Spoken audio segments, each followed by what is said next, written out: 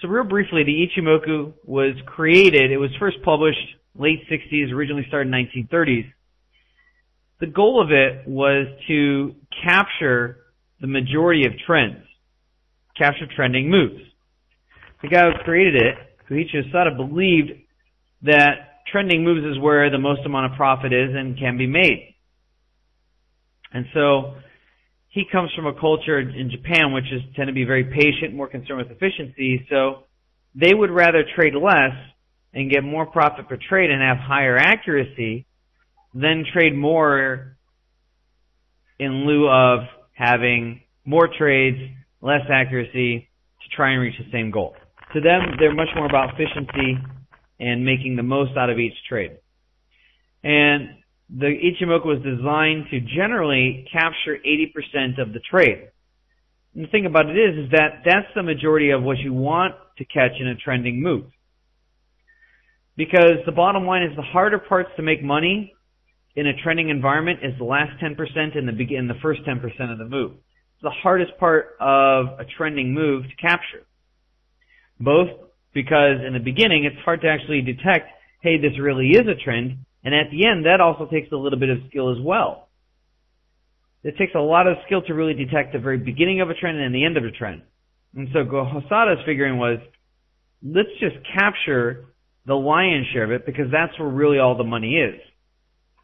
And if you look at this last move here, that's pretty much how it plays itself out.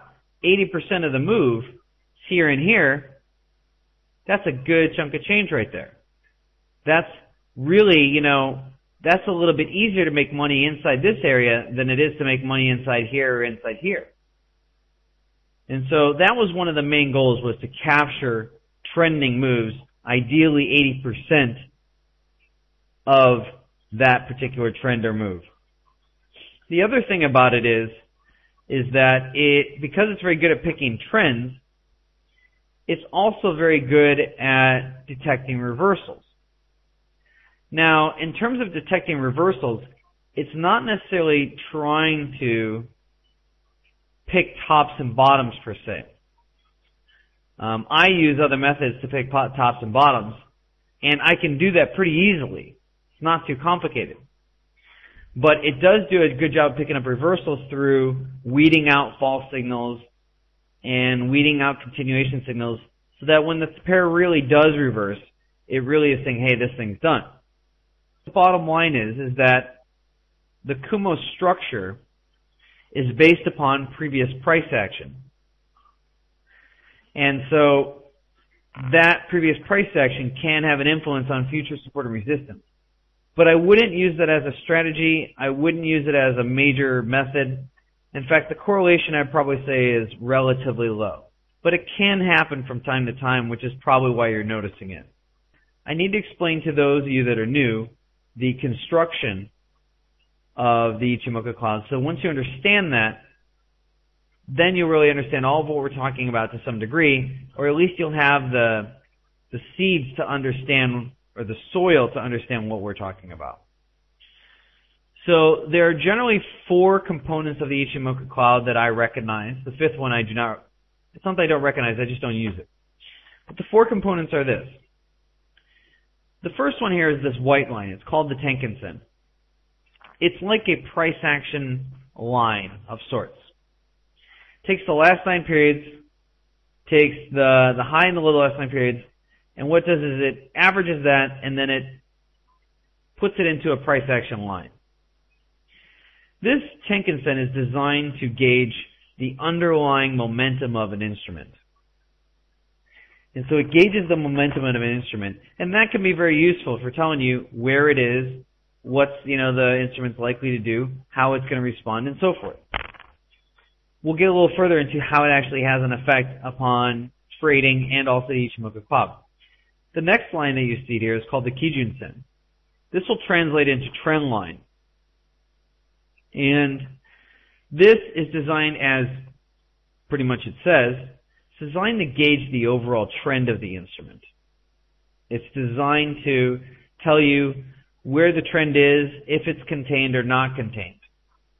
If it's flat, if it's climbing, if it's falling. That's what it's designed to do as a general gauge. Now that you understand those two, we can start to get into the Kumo itself, which is to me the most unique part of the Ichimoku cloud. This Kumo is the cloud, but it has two components here. The first part is this white line here. This white line is really, you take the red line and you take the white line, you divide it in half, shoot 26 time periods ahead, and it creates that value over there. So that's the white line over here, which has crossed down.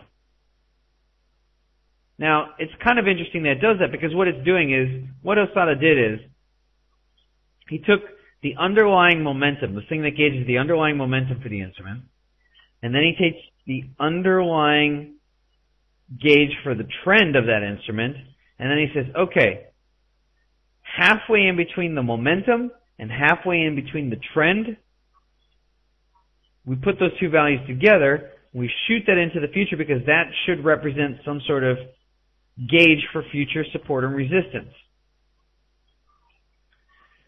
This is kind of brilliant. He's really taking two underlying essences of price action and saying, this should have a representation or some sort of ability to detect future support and resistance. But he didn't just isolate that by itself. Created something that's called Senku Span A. He created something else called Senku Span B, which is this blue line here. And this blue line is based purely upon price action. It takes the highest high plus the lowest low over the last 52 time periods. Now we're on a daily chart, so that would be the equivalent of 52 candles, aka 2 months of price action. Should be IE, not AKA, but I use AKA a lot. So IE, 2 months of price action. And then what it does is it divides that in half, and then shoots that 26 time periods ahead. And that becomes known as Senku Span B. The shading in between is really just the shading between the two values.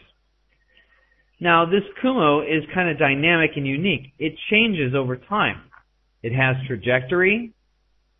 It has a thickness or thinness to it.